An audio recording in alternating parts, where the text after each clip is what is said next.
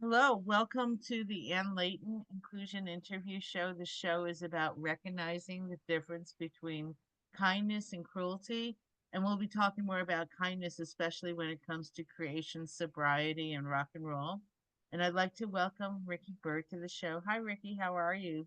Hi, Ann. Thanks for inviting me. It's a pleasure. I'm I'm sitting, thankful I'm that, in my den. yay, you look comfortable and rocking. Yeah, So, yeah, I'm pretty comfortable. yeah. I I have first on I have on my Lenny Bruce t-shirt. Oh, cool. I have my Beatles t-shirt. So there you go. Lenny Same era. Bruce, to come is a verb, to is a preposition, come is a verb. Right. I love that. So, and it was I in, wish he was around today. He'd have plenty to say. oh gosh. Yeah. Well, I'm grateful for John Stewart and some of the other folks. So, True. Yeah, I agree. yeah. I want to say that I first learned about you when you were a member of one of my favorite bands, Joan Jett and the Blackhearts, and you're a, a part of the scene. I've seen you a lot at Yardbird shows and events in the city, and there's a new album. It's called NYC Made, and it's on Wicked Cool, which is, look at that. Right. Yeah, That's the inside. There that's you the go. yeah, yeah, that's a good cover. Where's the photo taken? Right on McDougal Street, right across the street from the Cafe Wa. Oh, This is actually this one. This is on the inside. This is right. The Cafe Wa is like right over here to my left. oh, cool. Yeah. I like that, and it's on Wicked Cool Records. My Yep. little, is it little Steven Van Zandt's label? Yes, it is. And love you've got songs where the guitar speaks. You've got an instrumental, Rhapsody in Blues, which is Jeff Beck inspired, Hmm. and just there's such a range of rock and roll history about the songs on the album. Yeah, that's what you get from me. I, Yeah. I I wear my influences on my sleeve. I do it on purpose. It's funny because I was listening to what was I listening to yesterday? I can't remember. I was listening to something with my headphones on, and I heard a little like Zeppelin riff in there. Like, I don't care. I'm Hmm. just I'm trying to celebrate the music that I grew up on. The stuff that made me want to be this guy when I was 14, 13, 14, 15, 16. Right. So there's always like little hidden gems in there if you put your phones on. You can hear little guitar bits and this and that. Um, Even in the Jeff Beck tribute, um, I did a little of Beck's Bolero feel in the middle section. Hmm. Yeah. Uh, yeah, and I was just trying to. I never wrote. That was my first instrumental, so that's cool. Maybe there'll be another one now. Oh yeah. I couldn't think of the words to say what I wanted to say after he passed away, so I said, you know what? Let me just play it and see what happens, and it came out good. Yeah, a lot of us couldn't think of the words to say when he passed away, that's for sure. Yep. Yeah, I know that. Just and see, I mean, we have a lot of mutual friends as well, and seeing on social media their posts and how it still to this year reverberates. Uh, you also had a great team of folks backing you up on something that felt very doo-woppy. Yeah. Well, I call them the Baba Black Sheep Singers. Hmm. Because if you listen to the first single that came out in January, Transistor Radio Childhood, there's that whole thing at the beginning, the ba ba ba, And Mr. Van Zant there on the right, he said, he said, um, I don't like that you sing all your backgrounds by yourself because I work at a studio out in Long Island with Bob Stander, my co-producer on everything. It's Bob's studio, Parcheesi, and it's a little bit out there in Long Island. So to get some people to come out there to sing, I'm so used to singing, and I love singing backgrounds to myself, and I do them fast. But I guess they could be a little neat, because I'm singing to myself. And he said, "Yeah, we got to mess them up a little bit." So these guys here behind you did which is Mark Ribler, Willie Nile, Jeff Kazee, and Mr. Van Zant, and me in the middle. They did the Bop-Ahs in this song. All the rest is me. That the whole Beach Boys thing I did at the end, and they sang on "Sweet Bird of Ute," Hmm. which is sort of about my beginnings in the music business and the clubs I used to hang out in when I was that teen. Right. And they sang stuff on that also, and all the rest of the stuff. We got Christine Ullman.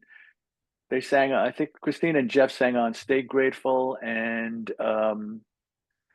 what was the other one? Hold on a second. Yeah, yeah. Look it up. Oh, then along comes you, which is like a soul kind of thing, sort of like a Otis Redding, you know, vibe. Starts off slow, then goes into this kind of fast. I even put in the CC Rider Elvis horns in there. Van Zant did the charts, the horn charts for that, Oh wow. So cool. He's so and yeah. yeah, and Christine Ullman, my soul sister. We played on and off for, oh my God, it's got to be 25 years now, easy. We do events there. We just did one in Maryland last weekend. Mhm. Um, it was her and Jeff Kazee, who played with Wow. Southside Johnny for 30 years. They came out to the studio and I got them to sing on that. They might have sang on something else, but I'd have to. No, I think it was those two songs. Yeah. Right. I'll be interviewing one of Christine's proteges in a Yeah. few months, Nice. Pidgey, so that she Oh yeah, yeah. yeah, yeah, she's a singing She's teacher. great. Yeah, she's a sweetheart. So looking forward to that. And maybe I should do Christine down the line too. I think Oh, that's a for good sure. idea. Total Bronx girl. So here we go. It's got a great history and she plays with really cool people all the time. Yeah, totally. Totally. There are we will be talking a little bit about your journey with sobriety a little later on, but right now I'm interested in your rock and roll journey Yeah. because I think that's really important and how you just manage to stay gigging and working through it all. And I know that you've been sober 38 years, which is Coming up on 38 in September. that's mind blowing. That's solid. Uh, So what kept you going and finding gigs and were there before you got sober were there times where you were not the easiest person to work with? oh, I don't think I was ever that guy. Hmm. I certainly probably more responsible now. I was never like a nasty guy or anything, but um, I think that there was in you talk to an artist about their career that's been around. I mean, I started playing guitar when I was 9, right? Right. And I started playing in bands. We moved from the Bronx to Queens in like '69, let's say. I was like a little kid, and I was I think junior high school when it was still Hmm. called junior high school. And that's when I started to meet other musicians, and that's when I started like playing in garage bands out in Queens. Um, so that was the beginning of the whole thing, and then in high school, and then of course I started hanging out with people that were musicians, and we'd come into the city, we'd hang out at some of the. That's what Sweet Bird of Ute is all about, hanging out in some of the famous rock clubs that you hear mentioned these days, and through this, the career has been really long, and it hasn't always been profitable. Let's put it that way. uh So I've always managed to keep playing, but there were times when there was playing for nothing. sure. But it was a learning process of like, what did I sound like? So when that happened, after I left the Blackhearts, I mean, right after I left the Blackhearts, I did a record with Roger Daltrey and like a radio tour. Hmm. That was in '93. And then I played with Ian Hunter. I did a tour with him. And then it was like, okay, what do I do? Like, what do I sound like? And there were a couple of failed attempts. There was always acoustic. I could always play any club in the city, or I did a Belgian tour acoustic, and that was great. I love that. But as Wow. a musician, live rock and roll, or what do I sound like? And at the beginning, I my writing is certainly improved. Even though I co-wrote like 13 songs with Joan, and then I had that band Susan before that. We were on Mhm. RCA. I Oh. co-wrote in that band, but but I think, and I've had some cuts like that from back then. When I started to be me, it just sounded like a bad Stones thing, like not even B-sides. It's like, this isn't good enough. Took a long time to figure out what I sounded like. Right. And then I got to when I did my first solo record. In that period, I also went out with Southside Johnny for a little over a year as his guitar player. John Waite too. I always forget that I played with him for about a couple of weeks. I did the Lifer record, 2013, and that's where I made the decision: is just be who you are, just do what you do, which is how my albums sound. Right? It sounds like, oh wow, man, I hear a little bit of Slade, or I hear a little bit of the Stones, or I hear a little bit of that sounds like Al Green, that song, or I'm just a product of all the music I grew up on, which is what Transistor Radio Childhood is about, which was the first single that Wicked Cool put out in January. It's about a kid that always had that little crappy speaker up against his ear, listening to AM radio. Cousin Brucey, I mentioned Cousin Brucey in the song, or Moni Moni. I name dropped some songs in there. Yeah. And if you listen to my music, and this is because everybody that's reviewed this record so far said the same thing, dude. It brought me back, man. You're really representing a great time in my life. And I'm like, okay, that's what I do. Yeah. Like Kurt Cobain came out with a new kind of music and changed everything. That's not what I'm doing. I do stuff. I'm Ricky Byrd. I grew up on this stuff. People know how I sound. I just want to make people smile. I mean, I'm not stealing anything. I'm just, a nod to certain things, like there's a glam song on here and there's a this. And also at my point now, I could do an album of all different kinds of genres. I don't care. But there is a thread. I mean, it is your story, and yeah, there's a thread. And it's also like a brotherhood. Like the first track of the album, the way it's recorded, the way you're declaring things, it reminds me a lot of something that Gary Lucas did on the side, where he was declaring things. He has a song called "Climb the Highest Mountain," and part of it is where he's proclaiming, and it's like you all are in a family of rockers with some common roots and just your stories in music. Well, I also think it's a very New York record. Yes. And like the first song is "You Get One Life," and what I was trying to say in that song was, you get one life, wear it well. There ain't no. This is it. This is the go around. There's one go around. Give them hell. Give them hell is what I said. So that's taking advantage of the blessing of waking up every day. Because as you get older, you see friends pass away. You see your heroes that you listen to, they're all in their 70s and 80s, or their 80s. And I know. I'm just trying to say, take advantage of being here, because this is in the fade. When the song ends, you hear me go, this ain't no rehearsal, this is it.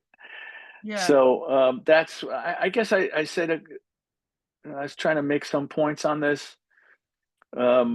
Stay grateful, which has like an Iggy Popish, I guess, kind of groove to it.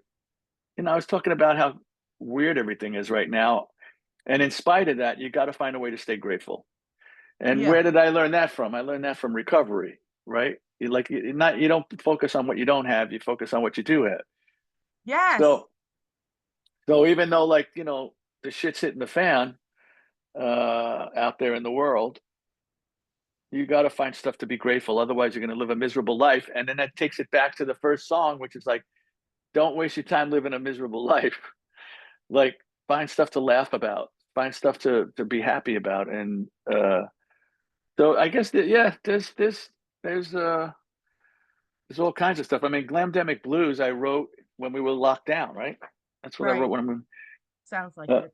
Yeah, that's what it is. The chorus is, give me one Saturday night. It's just like, We've been here for 2 years, man, locked in this place. No recording. I did a lot of stuff in my basement in my studio Sure. like this. I did a lot of recovery stuff like this that I was doing music groups. Um, so that's what Glamdemic Blues is. Rhapsody in Blues, we talked about. One for Jeff, it even says it right there. Sweet Bird of Ute is my beginnings. Anna Lee is that's a whole story if you want to talk about it later. Well, Then Along Comes You is a soul song. I mean, I grew up on all that stuff, like Jackie Wilson and Al Green and Otis and Sam Cooke. Sam Cooke's like my favorite singer, period. Transistor I Radio hear. Good. We'll talk about that with Anna Lee. Yeah, yeah. Keep going. Transistor Radio Childhood is that was my childhood, man. You know, in the Yeah. Bronx as a kid with that radio and a baseball bat and a glove, and I was either listening to the ball game or listening to WABC, or, you know, the Good Guys or something. And Luann is the only song that speaks to. Well, first of all, I came up with that nasty ass riff, and then what do I write about? That was the only. I wanted to stay away from recovery on this record because I just did Clean Getaway and Sobering Times records. But Luann is about. It speaks to addiction and recovery, talking to this person, a friend, and saying, Luann, you know, if anybody could, you can. Like trying to, you know, get your life together. That's really an important message. Yeah. Yeah. And people, I don't have to like stand on the roof and Carol's waving at me. Hey, Carol. Carol is Ricky's wife. What? Yeah, what? She's interrupting for a second. Come in, Carol. Come in, Carol. It's Aunt, yeah. Carol. We're recording, Carol. What do you want to ask me?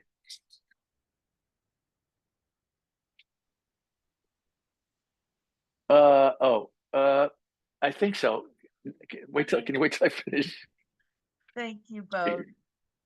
Like what somebody I did an interview with is asking for high res. I thought we had high res, but anyway. Stay Grateful. Good. I told you about Alien. Oh, I got Alien. Yeah, what's the question? Oh, right. You posted this thing with Martin Luther King, and this is our country, and who's the alien? That really hit home. That song hit home. Alien is the story, as the old comedian would say, my hand to God, is the truth, like Alan King.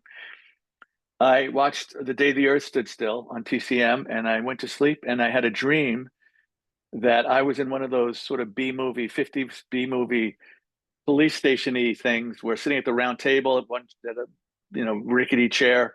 And instead of policemen, you know, with that light hanging over, swinging but on top, it was three like stock movie studio aliens. And sitting to my right was Steven Van Zandt. The only thing I can't remember about the dream is if he was Silvio Dante from The Sopranos or Steven, but he was the mediator, and I was trying to buy the Earth more time, which is basically what The Day the Earth Stood Still is kind of about, right? Sure. And I woke up and I wrote Alien, and it came out. You know, it's a complete glam song, right? Alien. What do you think of us? You know, for all we've done. Yeah, to this here Mother Earth. That's what the song is about. To me, I thought it was so current. Yeah, well, I mean, I can't ignore the fact that stuff's going on, but you know, I try not to be. Let's see, if there's anybody out there taking stock of who we are, it must blow your mind. Since the start of time, we've not come very far. For there are those that still fear anyone who might look different than you do. Yeah. Than they do. This beautiful world has an ugly side, thinly veiled, you see right through. Well, that's certainly what's going on, right? Yeah. And the chorus is Alien. What must you think of us for all we've done to this here Mother Earth? Alien, is there still time enough to get it together before the closing bell gets us first? You know, don't get me wrong. In this world, there's much love and kindness to be found. It gets overshadowed by the constant noise of politicians, hucksters, and clowns. Dude, come on. So I was real. testifying. I want to show you. There's a show I recently finished watching called Prime Evil America, Mm. and it's about that guy on my right is Brigham Young, and and yeah, he's portrayed there. Everybody in the movie is portrayed as corrupt, violent, and ready to kill people at a moment's notice.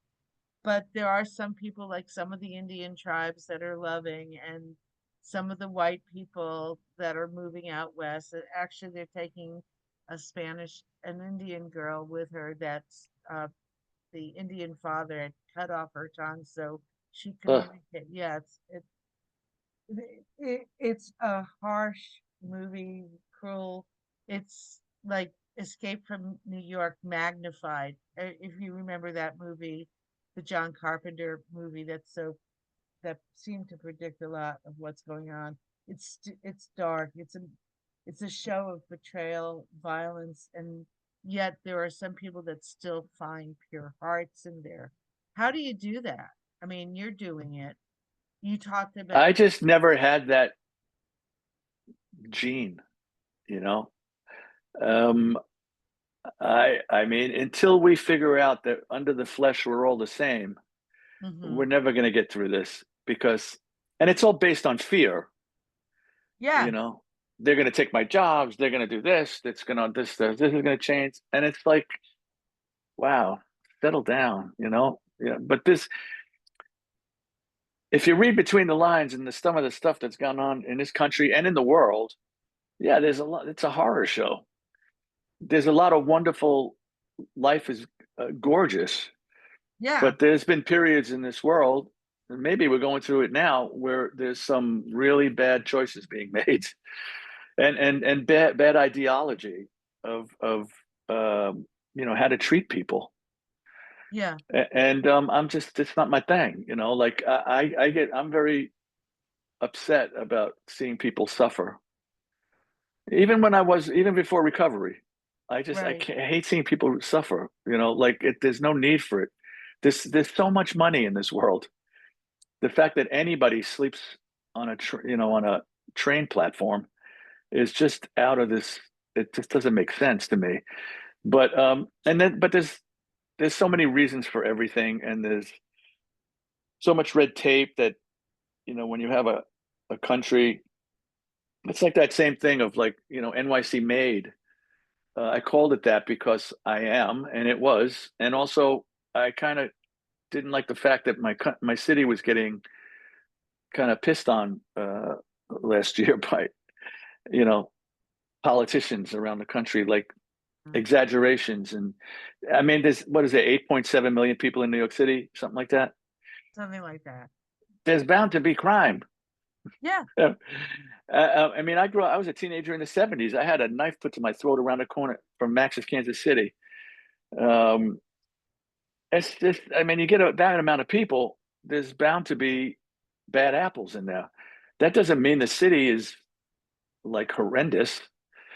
The city's gorgeous. It's New York City, for God's sakes. Like, people want to come here from around the world. Yeah. You know, I mean, for the Christmas tree alone, you know, Yeah. I just think it's, but exaggerating and putting down people and things, you know, sells tickets Yeah. Yeah. But and clicks, you know, and that's their, and if people only, you know, in other parts of the country are not seeing the big picture, they believe that they're easily led and they believe everything they hear and read. You know what I mean?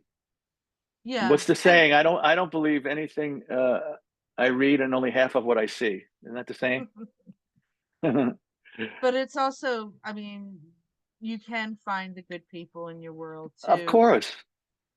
I There's people every day that are doing wonderful things to help other people, and animals, and hunger, and there's people all over the world that are doing the right thing. And then, with that said, there are people that are doing the wrong thing, sure. you know, and it's I don't know I don't know how to help them. I don't know. I mean, like, I've been in recovery for 30, almost 38 years, right? Like, I try to guide people in that direction. You know, that's everybody's got to find something that they can do, that they're good at, to sort of clear up things a little bit. That's the thing that I chose because I know about it, I understand it, and I try to get people, in that dark hallway, people caught between denial and surrender, and sort of, Right. wave them out on the other side to, no, you don't have to live like that. You could try living like this. That doesn't solve the world problems. I mean, the world is still the world, and life is life on life's terms, but it makes it easy to deal with when, things about humility and acceptance and recovery and gratitude, because if you just look at all the bad stuff, bro, you're going to really be wasting whatever time you have here. Oh, true. I mean, again, it's about using your energy for good, not bad, and finding your tribe. And I really like your quote where sometimes we get into these relationships. I don't try and force life to bend to my will. I know now things will turn out exactly how they are supposed, Supposed to. regardless of how hard I try to manipulate and control the situation. Well, that's what it's the same, like it's a music business. Like at a certain point, since the music True. business has changed so much, you have to accept and adapt. If you still want to do it, you could leave and not do this anymore. But if you still want to be in the music, I don't know if I'm in the music business, but still making music, you learn to accept and adapt. Well, You know, you have your music business. yeah, and that's a lot of us. It's a Yeah. different music, completely different music business than 1983, Yeah. and that's fine. I mean, it is. It's the way it is. And if nobody's forcing anybody to keep making music and records, and hardly getting out there. And there's like the radio is so bizarre now, and they're giving away music on Spotify. Really, I mean, you're buying a subscription, Yeah. and you can listen to every song ever written, you know, and the artist that wrote the song is going, well, wait a minute now. But that's always been, there's always been some sort of corruption in the music business, from payola to corrupt management, to record companies, the way they structure Right. deals, where unless you're really like a giant band, it's very hard to make money. Because they'll give you, not anymore, but they would give you what you needed to tour support, and go ahead and make the record, and you got to pay them back. You got to pay them back first Y- y- before you see dime one. Yeah, it's very hard. You know, I had actually thought that quote was about letting go with certain things in relationships. And when I heard the song Anna Lee, that song, to me, it felt like Anna Lee was a friend that I was trying to wake up, come on, get your shit together, become a better person, talk to I, me. I I don't remember that song. I wrote in 2007 Wow. with Southside Johnny. Yeah. So I was playing with Southside, and I said, I'm working on new songs. You want to write some stuff? And he actually came from the Jersey Shore to where I live, which was a nice couple of hours, which was well of him. And we wrote a couple of songs. And Anna Lee didn't make the Lifer record, which was my first solo record in 2013. Not because I didn't love it, because when I play acoustic, I always play Anna Lee. It was just because it didn't fit kind of in with the rest of the songs or something. And I think we were just, I mean, I told him, I think I wanted to write. I mean, it's right at the beginning, right? Caught by the light of a Manhattan moon. I wanted to Right. write. I love writing about New York City, and because I can't write about Sheboygan because I don't live there and I don't know about it. I've been there, but I Right. can't really write extensively about it. I can write about what you know. And I remember when we got to the end of this record, I said to Bob Stander, I mentioned my co-producer, and I said, we were done. Everything we had 14 songs. I said to Bob, do we have anything? What do we have that we did and it didn't wind up someplace? And he sent me a couple of songs. And I listened to Anna Lee. I said, yeah, it's time for it to come back. And I sent it to Steven Van Zandt, and he just got right back to me. He said, this is going to be on the record. And Cool. he had some suggestions. We added some things. He played mandolin on it. Jeff Kazee played keyboards on it. The doo-wops were there. In fact, I said to him, should we get rid of the doo-wops? He said, no, that's like a theme on the record. I'm like, okay. I mean, because Dion is a friend of mine. I love doo-wop. Mm, And it's also street corner, New York street corner. Yeah. The Bronx to be exact. go. And or Brooklyn, Yo, depending on yo. who you're listening to. Right. Um, The so Bronx. yeah, it's the feature track. So they're gonna start playing it. Uh, It's the new single. it's the new single, so they're gonna start playing it. I can't wait to hear it. But the end result is, people keep asking me, so why do you keep doing this? Like, and they ask me, you're gonna tour the record? Nah, I'm not. I'm not touring the record, but I would do select gigs. Like I would like to learn these songs on acoustic because that's a challenge. Putting together Yeah. a band and trying to do these recreate. Some of them I'd have to like have a band as big as ELO to do these, but I could do it. But it's such a thing to try to put a band together and do all that stuff. And it's mighty expensive on the top of it. And Nowadays, yeah, especially. so I would do stuff like I said to Steven Van Zandt. I said, "Why don't does Wicked Cool ever do like one of those Motown reviews where Ah, you get a cool band, the house the house band, let's say, and then the wicked cool artists each do two songs from their records or something." And he said, "We did that once. We'll probably do it again." I'm like, "Well, then you do that again, sign me up, because that'd be really cool." But as far as like, but I could see myself doing a special couple of gigs on acoustic guitar, and I've played. What did I play? I played Glamdemic Blues and Alien live on acoustic. Obviously, it doesn't sound like on the record, but it's not supposed to. But my thrill in life is with this music is when I get in my car and I'm driving to doing errands or something, and I hear one of the DJs on in the underground garage. This is the new one from Ricky Byrd, from his yeah. NYC made record. It's coming out, and I just blast myself on the radio. So like it's like the kid that listened to the transistor radio. Like it's the whole other side of it. It's like, wow, yeah, somebody's listening to me on the transistor radio or whatever they're listening to. It's a great, great feeling for sure. I remember seeing you with Amy Madden and Simon Kirk. Yeah, that was That fun. Yeah, that was right. I don't remember the name of the bar, but they had some great, just a great vibe, and it was mob that Yeah, night. I had a little blues moment there, and Bobby T. Torello played with me and Amy, and it was Ah, fun as hell. And then that got old. okay. It's like, oh, we're gonna drive upstate. Oh, great. Let me do this. I gotta pick Amy up in the city, and then we're gonna go out there. And it was like, I can't do this.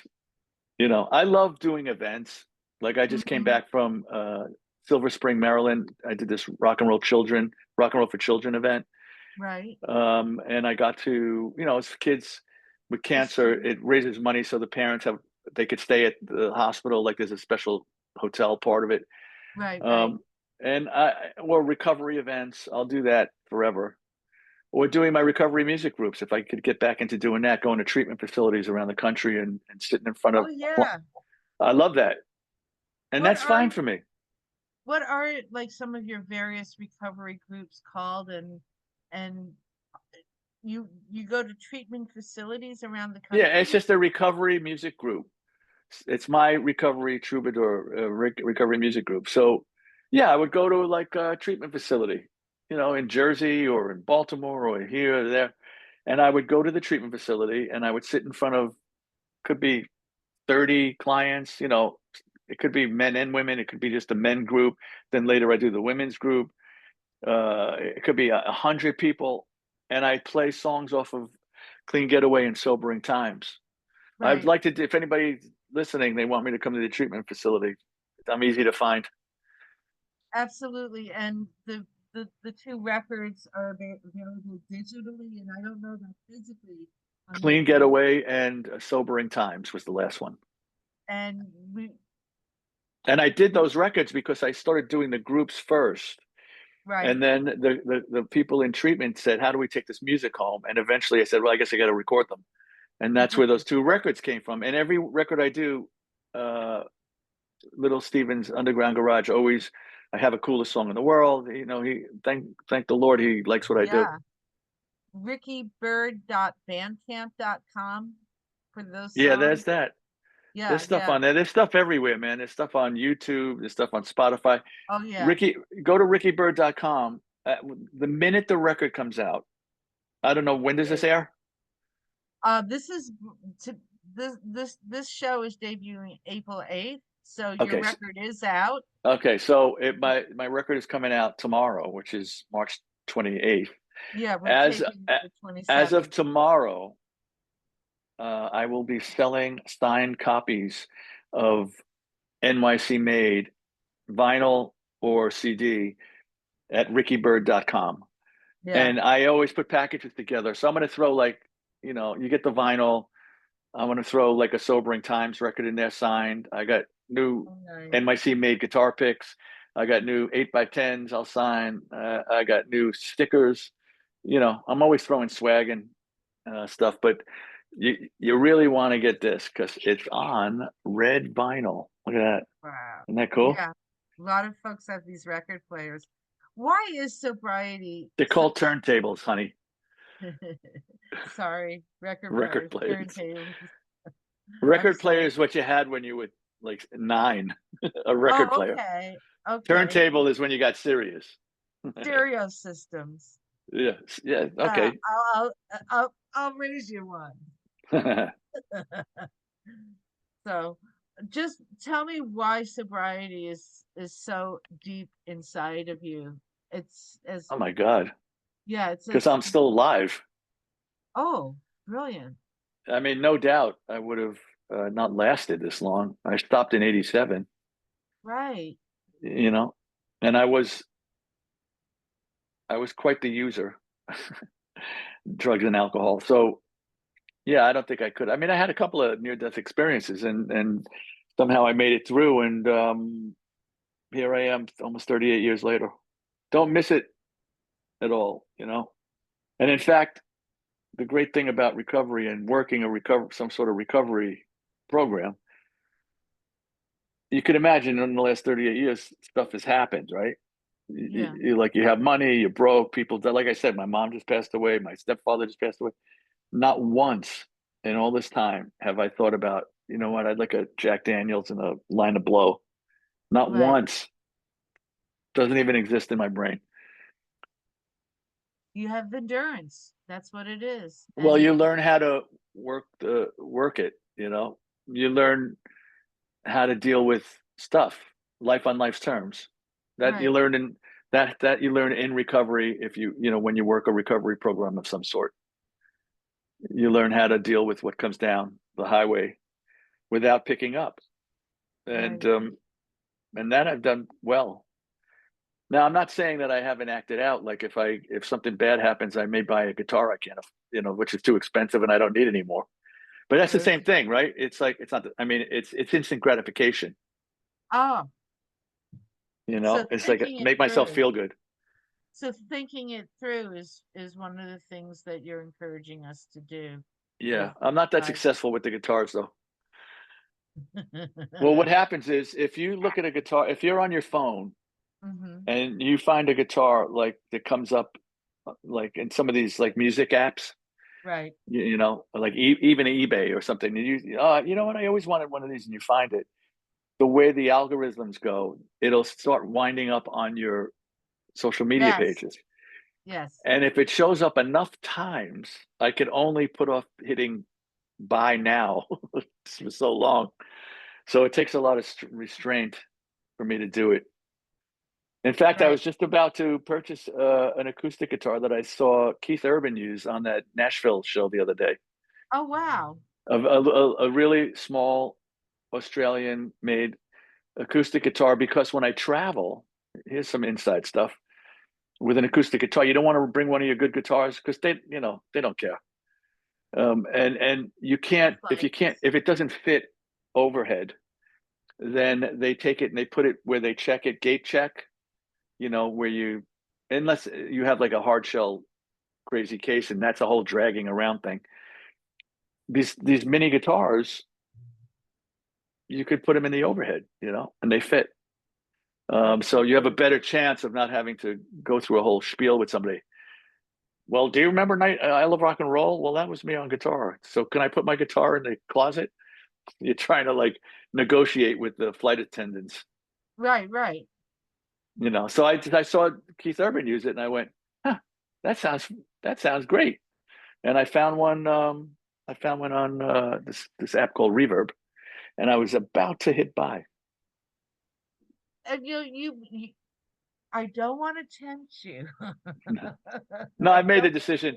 I've made the decision to get it because it's not, Good. it's more of a necessity than just like, you know, Sure. because you buy guitars, you play them for like 3 weeks every day. You're sitting there, and then it goes with your other guitars. And then Uh, when I do an event, I go, you know, let me use, like, I got a blue Strat over here. Let me use that, or I have an acoustic, an '87 Martin guitar over here. right. You know, if this gets, let's say this event, let me try this. Let me use this Telecaster. But otherwise, they're just all waiting for me to call on them. They're sitting in cases. So how many guitars do you have? I have a few, not like GE Smith or something. I have maybe Oh, 20, 22. okay. They come and go. There's the ones that I cherish. My other rock and roll guitars in the Rock Hall, so that's there. And I have a couple of those early Blackheart guitars that I have. Hmm. And other guitars are I buy sometimes because I love them at the moment, but I would sell it if something else, you know, comes along that I would want. I don't want to have 50 guitars. I just it's I got enough crap. I understand. I I totally still have my understand. baseball cards from when I was a kid and my circus magazines and green magazines. It's like I should just sell these. Like, why do I still have this? I have a lot of pencils and paper and crayons, so I totally, and I used to have a lot of cats, so there you go. I can relate. Now I have two. Good. I have one, Charlie, that everybody knows Charlie. We like Charlie. Yeah, I Yeah. like your posts on Charlie and I just did an music. interview with the Mighty Manfred for the next coolest song, which is Anna Lee. Sweet. And Yep. the first thing he asked me was, uh, he said, "How's Charlie?" Sweet. Oh, I like this Mighty Manfred. I'm Yeah, he's a adopting him DJ. in. He's a DJ on in the Underground Garage. Yeah, yeah. Great guy. Super cool. So I want to thank you so much. I'm very grateful that I know you and we had this interview. Is there anything else you want to add? Well, I think I just like to reiterate to people that, you know, we are basically independent artists. You know, even though I'm on Wicked Cool Records, we need people to, if you dig the music, if you hear it and you dig it, purchase vinyl or purchase a CD. You know, don't just listen to it, stream it on Spotify. Like, the record company wants to know we're selling records, and also there's going to come a time where musicians won't be able to afford to do new music. Hmm. You know, we have to sell this stuff. That's the whole point. So only if you like it, you know. But support artists. You got to support artists. Absolutely. So we could keep putting out cool new music for you guys. And like I said, starting March 28th, I'll be selling this signed CD or vinyl and a whole bunch of swag. And also, you'll be able to. There'll be the Wicked Cool link on there also, so you could download digital if you want a digital copy of it. That's fine too. Just purchase something Yeah. because we take a lot of. It took me a year and a half to do this record. I mean, I could if I did it in a row, could have been 3 months or something like that. But because of my schedule in Bob Stander's studio, it took that long Mhm. to get to where we got. And it's a lot of time and money to put this stuff together, and you know, doing the everybody they see this stuff, you know, doing a photo shoot and getting a photographer, and this Christina Aragoni is wonderful. Your See, art got there. like a good Bob Dylan-y West Village look there. Um, she she's Willie Niles' wife, and she's an amazing photographer. Okay. So I'm happy, and my daughter Francesca Frankie, Frankie she from SIT. yeah, she's a makeup artist now, but she did my makeup for this. She came down for these shoots. Not that I needed a lot of makeup, but she made me look alive. She took the photos from Sobering Times and Clean Getaway. She took those covers. Very talented daughter I have. And that's it. That's all I need to say, you know. It's rickybyrd.com. There's a lot of stuff on there, man. There's photos. If you like photos, you know, I share a lot of photos on social media of my past and present, but there's a lot of cool photos in the photo albums at rickybyrd.com. Oh yeah. You know, I had a thing called Bird's Words. I had them put in there because I thought I would write a lot. Like people have Substack now. Right. Yeah, I can't do it, man. I can't keep up with everything. I love to write and I love to say stuff, but I just can't sit down and do it. You know, it's like a lot. Well, that's because that's my job. I think I'm blessed with that. But I think the more I write, the less I read. So I have to find a balance. Oh, And I'm always trying to finish. I'm like I one little bit of. I'm finishing this book on Mickey Cohen, the gangster in L.A. And right. I got a book on Johnny Carson right over here, and I got Oh Al Pacino's. But wow. I got like a stack of books. But Substack is cool, and I always like flirt with. Did I do this? Kathy Valentine from the Go-Go's does a great Substack. Really, Oh geez. Yeah, really great that's the writer. thing. Yeah, because I'm always on reading people's posts and blogs and things like that. She's really good, and I'm a really good writer too. I just can't. I don't have the. There's so Have many to, things I want to do in life, like I I write, know. or I go to the gym, or I do this, or you know, I Well, just yeah, we have to balance it. I mean, I can totally relate, and I have so many friends with books, so I know exactly what you're saying. yeah, that's another thing. People go, man, you should write a book. It's like, dude, we don't need another guitar player book. I wouldn't mind doing a photo book or something like that from my old photos. I think that'd be fun, Hmm. but I can't. I got nothing to say. I'd rather say it with my guitar and these songs. Yeah, I hear you. Well, thank you so much, and you will always say it with your guitar and your songs because they're here forever, and I really want to thank you for this and your I time. appreciate the time, and thank you for interviewing me. And there you go, man. Rock and roll, baby. Yay! Thank you. Or or Steve Marriott from Humble Pie used to say, "Rock on." Yeah. No, he didn't say, "Dude." Okay. Just rock on.